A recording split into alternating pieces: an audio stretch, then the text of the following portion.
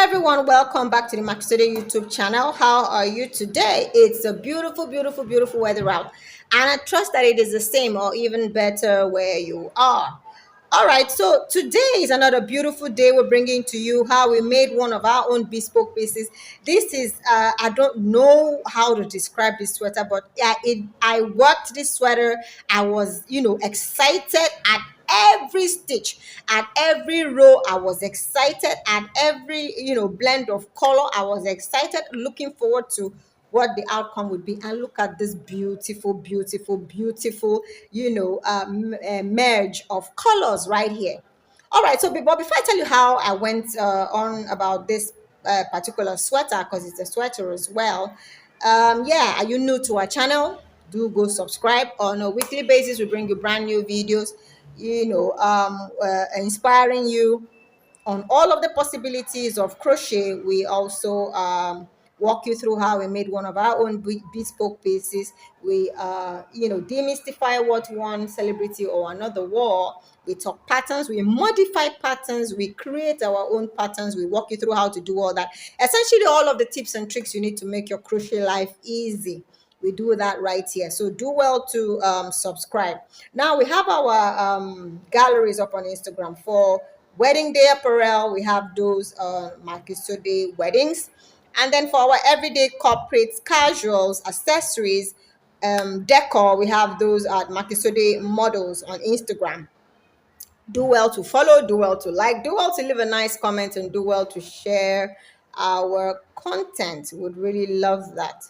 Okay, so what's this sweater all about? This sweater is all about variegated yarn.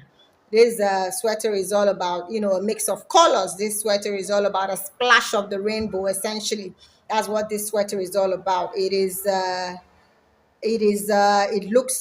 might look complicated to you, but it is really easy. Any variegated yarn would do this, or you can create your own variegated yarn. Oh yes, you can totally create your own variegated yarn. We teach that here at our academy as well.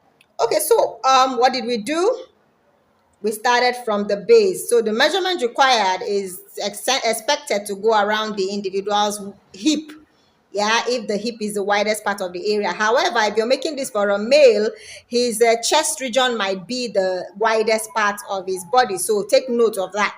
You're going to be measuring the chest, measuring the stomach area, and measuring the hip. Whichever one is the widest, that is the winner for the width of the sweater. So that's what you're going to be doing, stitching those number of stitches. For this one, there are no particular stitch multiples required. So whatever number of stitches takes you around the individual hip, good for you. However, it would be nice to stay with even numbers. I don't know, there's just a thing about even numbers, so that if at any point in time you need to do some sort of division, you're not having a problem doing your divisions. Yeah, because odd numbers are difficult to divide, but yeah, even numbers are way more easier to divide.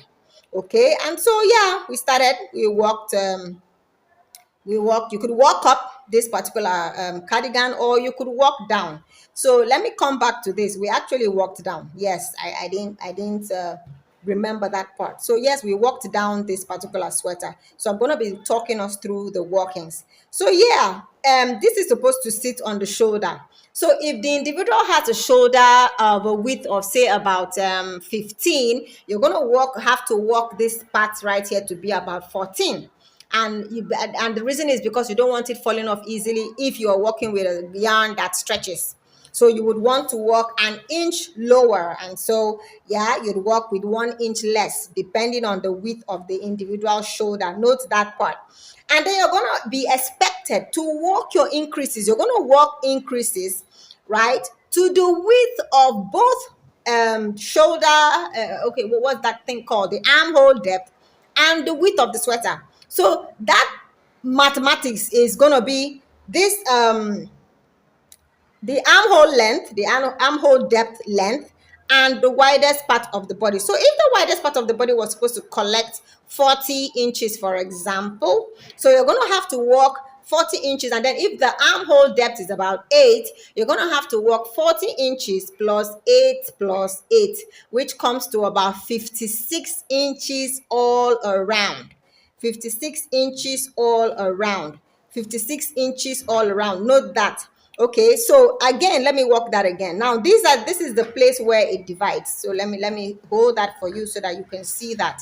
So one arm right here, you can see where it divides right there, right? So this is one arm, and then this is the body. So this body right here takes, let me fold it so that you can see it in two. This body right here takes 40 inches around, and then this one takes 8.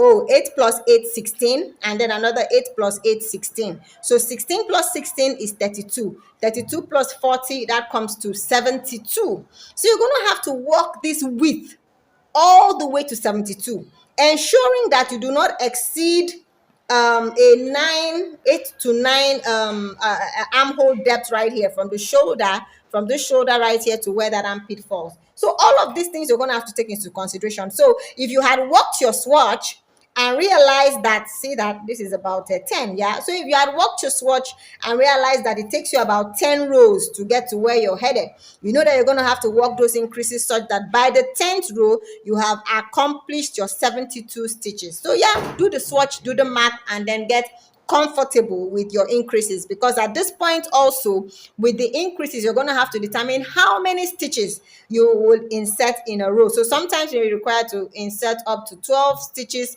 per row, or about 18 stitches per row to get to that 72, when by the time you have gotten to your where you divide the arm from the body.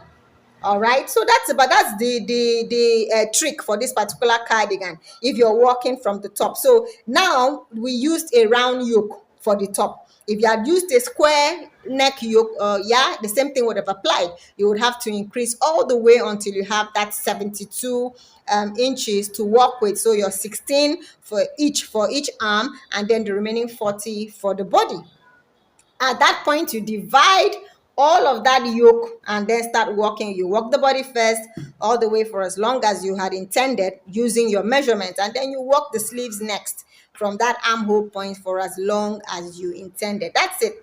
Now, what may seem a little complicated is how you plan your colors. All right, there's a trick to planning colors. One of the things we teach here at our academy. You have to plan colors. You have to determine what colors go next to what and would not totally disappear, and their beauty still gets to show, like we did on here. So that's it. When we're done, we edged with the double crochet front post back post stitch, right? You have to snatch this back to the wrist width. So if you had worked out, if all of here you have about 16 going all around, and then you have to snatch this back to 7, you have to determine how many stitches you need to take off and snatch this back to 7 inches. That's for the cuff, yeah, the wrist area. And then the body, I usually recommend that if you had worked in multiples of 4 for the main body, you could now reduce that and work in multiples of 3 for the for edging the base. It will help to snatch the base nicely and enable it to sit over the hip. So yeah, that's basically everything we did concerning this sweater. Okay, yeah, some other thing we did at the yoke level. So at this yoke, we decided to surface stitch. We surface stitched up here and surface stitched here. So we had 2 rows of that, strategically placed, yeah, surface stitch here, surface stitch there. And then we had worked in back post here to create this protrusion. So we worked in the back post here to create this protrusion. So you have this protrusion up front. And then we edged with, edged 2 rows of single crochet stitches to give it this wholesome look. So yeah, a solid color here. We didn't do the variegated. Yeah, here we did a little variegated, even though it's not really noticeable. We have purple and black right there. And then this one again, we stayed solid. This is green in solid. But everything else on this body, on the body of this sweater, is variegated. So that's it. That's what makes it stand out. That's what makes it, a very unique and beautiful sweater. So that's it. Yeah.